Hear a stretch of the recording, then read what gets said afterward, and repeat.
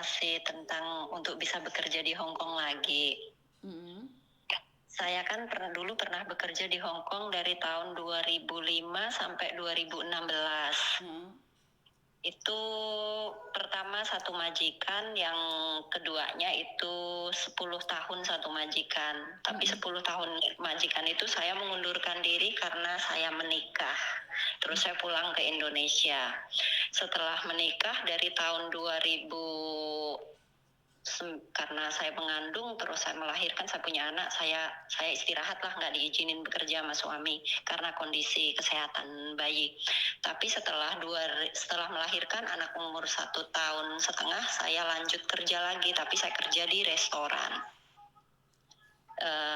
Pada masa itu saya kerjanya di restoran La Rambla sama restoran Italian di Landmark.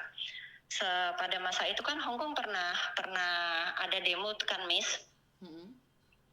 Nah, waktu demo itu suami kebetulan kerjanya jadi chef di ground floor. Jadi dia sempat kehilangan pekerjaan selama proses demo itu. Jadi dia nggak pernah kerja, hanya saya yang bekerja.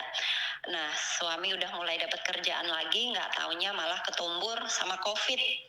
Namanya kita kerja di F&B.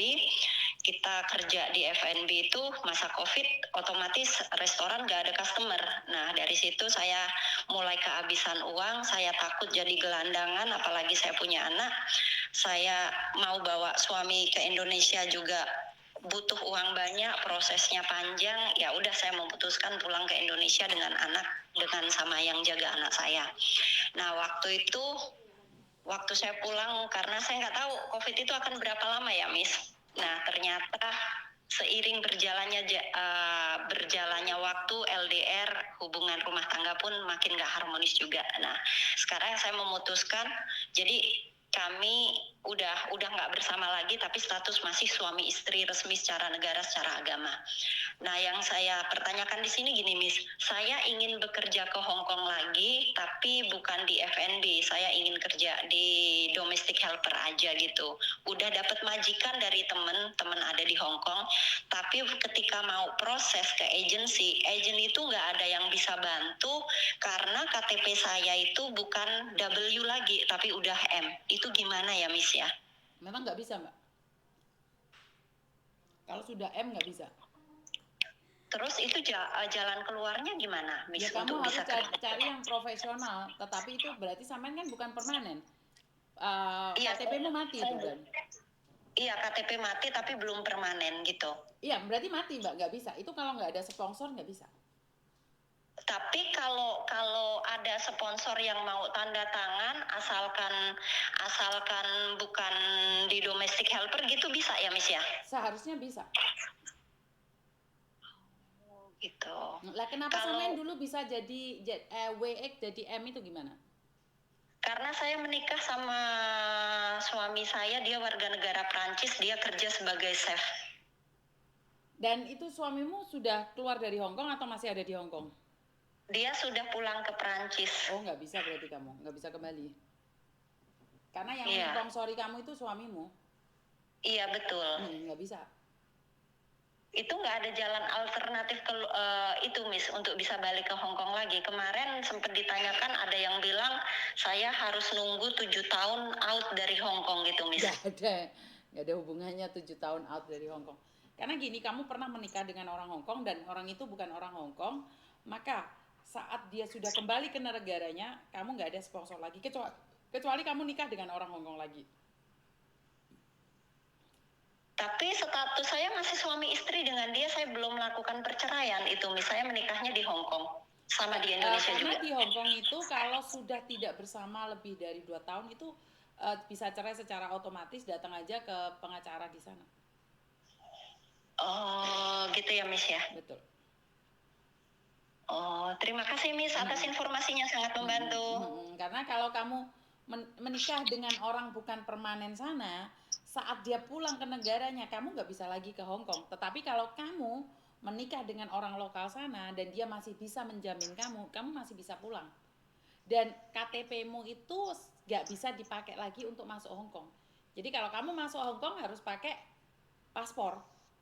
Jadi nggak bisa. Jadinya Betul. jadinya turis ya, Miss. Betul. Jadi banyak orang menyangka sudah keluar dari Hong Kong nih, paspornya KTP-nya berlaku. Enggak. KTP kalian itu tidak berlaku lagi di Hong Kong. Saat kalian tut itu invalid. Iya, yang masalah itu saya paham, Miss. Cuman permasalahannya yang saya belum paham kemarin menanyakan dengan agensi, temen nanyain agensi, katanya saya harus out dari Hong Kong dulu selama 7 tahun, bilangnya gitu. Nggak ada hubungan. Kamu yang tetap nggak bisa masuk karena prosedural dari pemerintah Hong Kong. Kecuali kamu bisa kapanpun datang kalau kamu menikah lagi dengan orang Hong Kong dan kamu disponsori oleh dia. Dan sekarang pun kalau kamu mau ke Hong Kong kerja di restoran itu nggak bisa. Karena restoran tersebut harus ada izin meng-hiring dari luar negeri. Kamu nggak bisa karena kamu waktu bekerja di restoran itu bukan karena skill, tapi karena KTP. Karena KTP suamimu. Jadi bukan karena skill kamu di restoran. Skill kamu bukan di sana, tapi karena kamu memiliki KTP yang disponsori oleh suamimu. Seperti itu. Paham, Miss. Kamu jalan satu-satunya menikah lagi dengan orang Hong Kong. Belum kepikiran, Miss. Oke, jadi nggak bisa balik Hong Kong. Bisa pindah ke negara lain.